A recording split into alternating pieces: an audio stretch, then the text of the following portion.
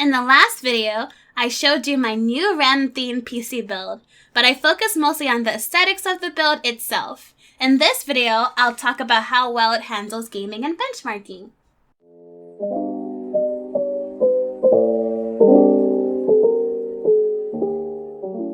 Inside this build, we have one of Intel's most popular CPU on the market right now, the i9-12900k.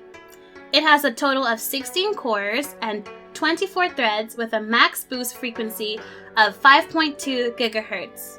Alongside the i9, I've included an RTX 3060 Ti that I pulled out of a pre-built PC.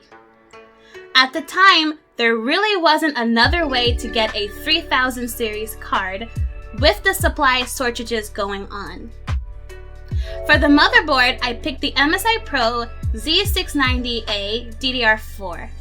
I felt like it was a good balance between price and performance, but there's definitely room for a higher tier board here, with more features and expandability.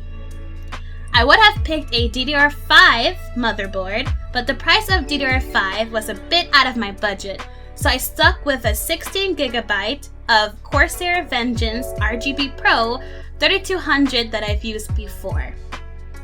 This motherboard doesn't have built-in Wi-Fi, so I added an Asus AX3000 Wi-Fi card. Powering the rig is a Corsair RMX 850W PSU. One of the components that I was most excited for was the NZXT Kraken Z73 36mm AIO cooler. I had wanted to get one of these for a while for the programmable LCD screen on the pump, which I thought was really a cool feature. For storage, I included a 1TB Western Digital M.2 SSD. Finally, I put all of this together in an Asus TUF Gaming GT501 case. Next, let's look at some benchmarks for the system. I ran Cinebench Unigen's Superposition and 3D Mark's Time Spy and Firestrike. And for some added flavor, I've included the benchmarking scores from the i9-12900k and RTX 2070 Super build I put a couple years ago, just to see how the machine still holds up against modern hardware. As in the previous videos, I've marked my machine scores with a pink bar and other comparison scores in purple. So let's take a look at Cinebench first. As you can see, the 12900k scores a 26,144, about a 2.8x increase over the 9900k of just a couple years ago, which scored a 9,393. Honestly, this is a much bigger difference than what I was expecting, which made me suspicious of the results, but looking at some comparison systems seem to confirm that the scores are at least somewhat accurate. Firestrike takes into account the system as a whole, and the score gap narrows considerably here. The 12900k paired with the 3060 Ti scored a 12,952, about a 10% increase over the 9900k with a 2070 Super. The Ryzen 9 5950X with a 2080 Ti is a bit laughably out of the range of other builds in this graph, but I kept it in just for the grins. Time Spy shows a similar increase for the 12900k 3060 Ti build, scoring 11,274 over the 9,362 of the 9900k 2070 Super, an increase of about 20%. And again, the Ryzen 9 score is shown for laughs. Then there's Superposition.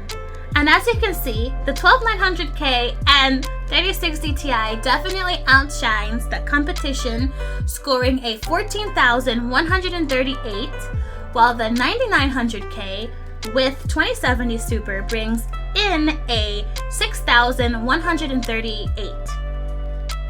Interestingly, because of how scores are made available for this benchmark, I was able to get comparisons of systems with the same GPU so we could see the CPU difference alone. The 9900K with the 3060 Ti scores 7,167, about half the score of the 12900K with the same GPU. Obviously, there are some factors in play of these type of benchmarks, but being able to hold the GPU constant and see the scores of varying CPUs is useful. In addition to the previous four, I also ran Unigen's Heavens benchmark. I didn't include a graph, however, because there doesn't appear to be publicly available scoring data like there is for superposition. However, I still stacked up my 12900K and 9900K up against each other to see the difference. The 12900K got a 4,118, where the 9900K brought in a 1,898, again, a little under half.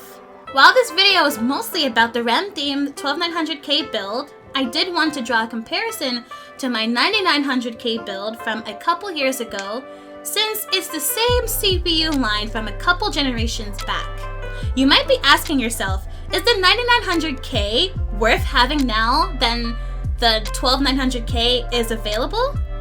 Well, under normal circumstances, you would expect a 3-generation-old CPU to be priced appropriately for its age, even considering that it's out of production, but we're not living in normal times. A quick investigation reveals that the price of the 9900K is all over the place, seeming to average on par with the 12900K itself, sometimes being even a little higher. Maybe once supply issues start to settle down, prices will too, but for the time being, if you're looking for an i9, go for the 12900K. But enough numbers! Let's look at some gameplay. For these games, I was playing on a 1440p monitor with a 144Hz refresh rate and G-Sync with graphical settings at max for every game, so keep that in mind. First up, Borderlands 3. I got this for free on the Epic Games Store. They've got a rotation of free games that changes frequently, so definitely keep an eye out on it. And by the way, not sponsored. At any rate, the FPS varied between 85 and 110 for this one, depending on how much action was going on the screen. I've never played Borderlands before, and 3 has been out for a while, so it's not super demanding in terms of resources. The gameplay was perfectly smooth, no jittering or screen tearing that I could see, and the CPU and GPU temps never went beyond the mid-60s. Next we have Halo Infinite. This one was a lot more taxing with the CPU temps averaging in the mid-70s, with occasion spikes up to 80. The GPU kept its cool though, staying in the mid-60s. The FPS also took a bit of a hit, generally falling somewhere between 60 through 80. Again, no noticeable tearing or jitter with G-Sync on. A nice smooth gameplay experience. Finally, I played the new horror survival game Evil Dead.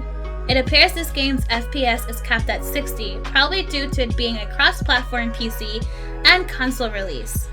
Not great for a high refresh rate monitor, but you can't argue with the temps, the GPU maintaining its position in the mid-60s and the CPU dropping to an icy 50. So what makes this build unique? Well, beyond its adorable theme, the CPU is a bit of an oddball. The 12900K is the first CPU I've had whose die isn't square. Actually, it's rectangular, which has caused some people issues with cooling pumps and heat sinks bowing and not making even contact with the CPU surface, leading to inefficient cooling. It's hard to say whether my build is experiencing that same issue, but it does have a problem that many builds have these days, CPU overvolting. Motherboard manufacturers for a few years now have been using stock voltage values of 1.4 voltage or even up to 1.5 voltage, where most CPUs don't nearly need that much. This leads to extra heat generation, and a 12900K already has enough of that on its own. So with a little testing and tweaking, I applied a slight undervolt of 125 millivolts to bring my temps down. Now the 12900K is running stable between 1.1V and 1.35V without heating my entire house. So there you have it, my REM-themed anime PC build. All said and done, this one cost me about $1,600. I had a lot of fun building this one. I hope you guys enjoyed. Please leave a like and subscribe if you enjoy my content, so I can keep making more of these types of videos. Have a nice day!